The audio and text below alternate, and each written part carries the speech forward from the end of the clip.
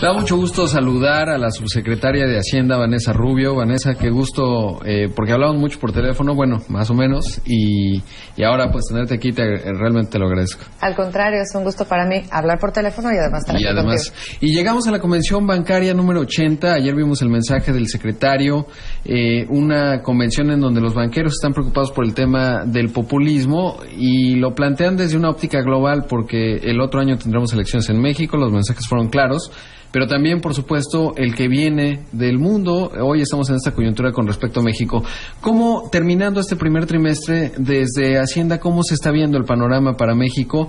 Porque ha estado lleno de incertidumbre, pero terminamos un primer trimestre pues no tan malo como se aparentaba, por lo menos al principio del año. Yo creo que acabamos un año de 2016 con muchos retos, con mucha volatilidad. Y si por algo pudiéramos caracterizar a la economía mexicana es por ser resiliente. Eso fue lo que demostró durante 2016.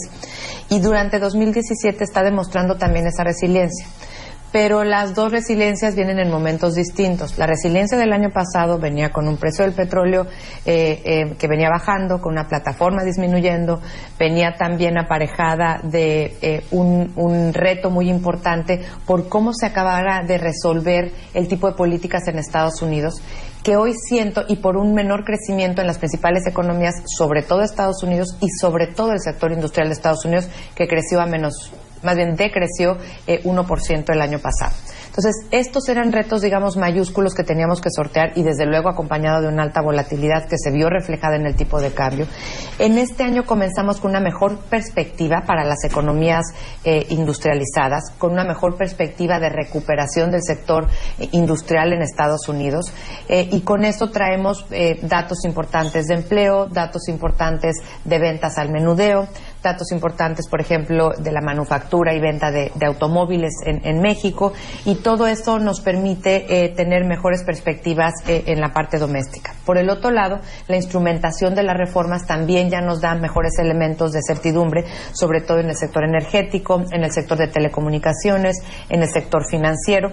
Y otro elemento más, Rodrigo, yo te comentaría que ya se le ha dado mucho más institucionalidad, mucho más cauce y más anclaje a el diálogo México-Estados Unidos con los secretarios, la visita de los secretarios Tillerson y Kelly, las reuniones que se han tenido ya entre el secretario de Hacienda y el secretario del Tesoro, con el secretario Mnuchin, ya han habido dos, una en Washington y ahora en Alemania, en el G20. Entonces creo que esto también ha acotado la incertidumbre que teníamos tan amplia el año pasado y que ahorita, reitero, empieza con un cauce mucho más claro y mucho más certero.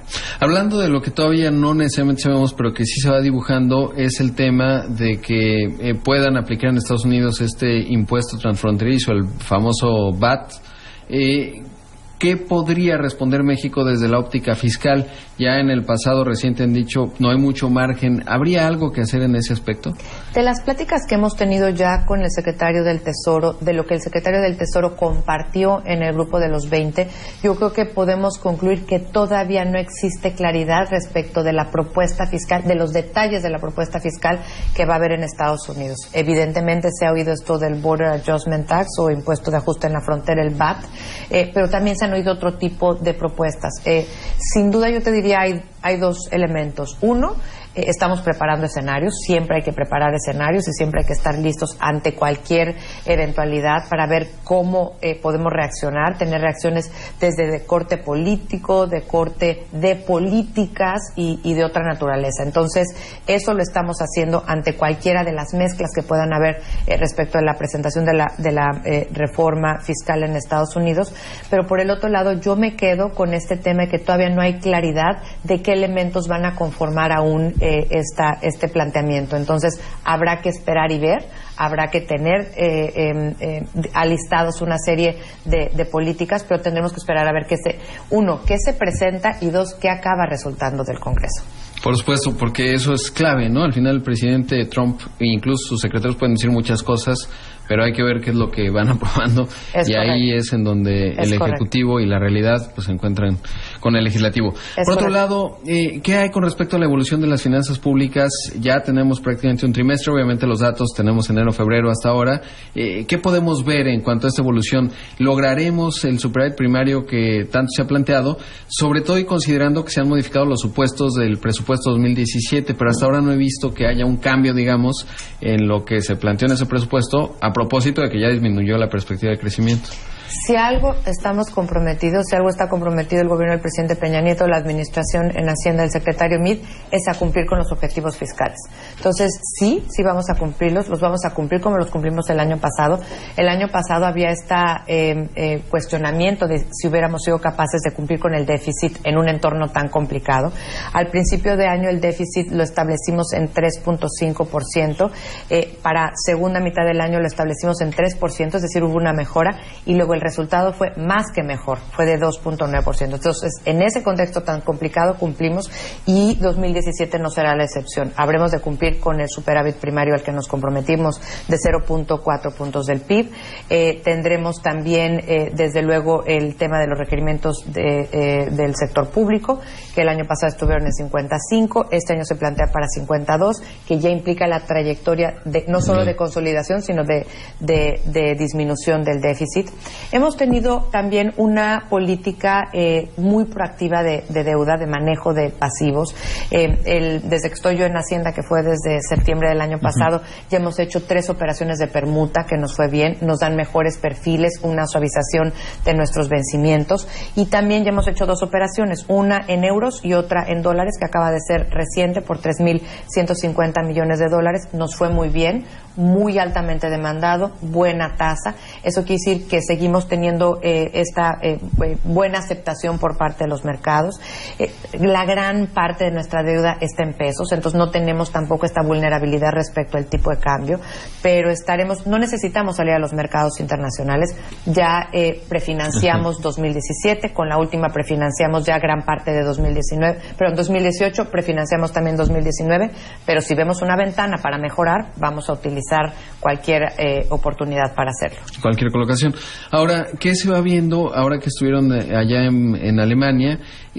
¿Cómo se está empezando a ver a México? Porque las perspectivas han cambiado mucho de principios de año a este fin de trimestre. Prácticamente ya hay varios artículos. Sí. Ayer salió uno del Financial Times, otro de Bloomberg. ¿Cuál es la retroalimentación del mundo hacia México? Yo creo que algo que hemos tenido es credibilidad. Otro que hemos tenido es resiliencia, y otro que hemos tenido es un adecuado cumplimiento con los objetivos que nos hemos planteado. Estábamos ahí en el G20 y yo decía, estamos en una sesión en donde todos están hablando de resiliencia, y yo a mis adentros decía, pues para resiliencia la que tuvo México, ¿no? Sí. Estábamos en otra reunión y de lo que hablaban es, hay que hacer reformas estructurales. Pues la verdad me daba orgullo decir, pues México ya tiene 12, las estamos instrumentando y ahí vamos, ¿no? Entonces, creo que vamos bien dadas las circunstancias, y si empezamos a enfrentar un poquito de un mejor contexto externo y de ponernos las pilas como nos las hemos puesto para instrumentar las reformas estructurales, yo creo que vamos a tener este año mejores noticias y mejores sorpresas que las que tuvimos el año pasado. Hay que seguir siendo conservadores y siendo cautos con lo que vamos viendo y analizando, pero sin duda vamos a cumplir con los planteamientos fiscales, y por el otro lado pues vamos a seguir esperando que esta volatilidad se vaya acotando. El año pasado, cuando estuvimos producto de las elecciones en Estados Unidos, tuvimos el tipo de cambio arriba de 22. Esta mañana amanecimos por debajo de 19. Quiere decir que también el mercado, como tú bien señalabas, le está imputando ya menor riesgo y menor volatilidad a el tipo de cambio, que a su vez es una confianza en los fundamentales, es una confianza en nuestra solidez macroeconómica, y que estamos teniendo credibilidad en cumplir nuestras metas. Ahora, regresando al tema de los escenarios, pues son muy amplios, puede haber muy, muy malo, muy, muy bueno, no sabemos exactamente cuáles son. ¿Hay, digamos, dentro del planteamiento de escenarios temas fiscales en cuanto a la respuesta que pueda dar México? Sin duda, yo creo que lo que viene de escenarios de respuesta de política, de análisis de política para este año es cumplimiento de las reformas, instrumentación de las reformas y un tema de estar bien planteados en la negociación de los temas con Estados Unidos, en el diálogo con Estados Unidos. A mí me deja un muy buen sabor de boca. Tuve la oportunidad de estar en ambas reuniones, tanto en las que vinieron los secretarios Tillerson y Kelly, como en las dos que ha tenido el secretario Meade con el secretario Mnuchin. Y a mí lo que me deja es un buen sabor de boca de personas que están conscientes, que saben que tenemos ahorita un reto de diálogo en la relación bilateral, pero que también tenemos que la relación es demasiado amplia. Este tema de pues que tenemos 1 millón de cruces todos los días, intercambiamos $1 millón cada minuto, 370,000 vehículos cruzan la frontera con Estados Unidos.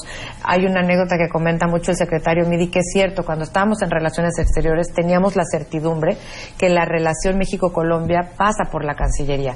Ahora, la relación México-Estados Unidos pasa por la Cancillería porque ahorita el secretario Videgaray está teniendo control absoluto de la coordinación del diálogo con Estados Unidos, pero pasan camiones, hay empresas que tienen diálogo, tenemos remesas, es una relación muy robusta, muy amplia y sobre todo muy estructural.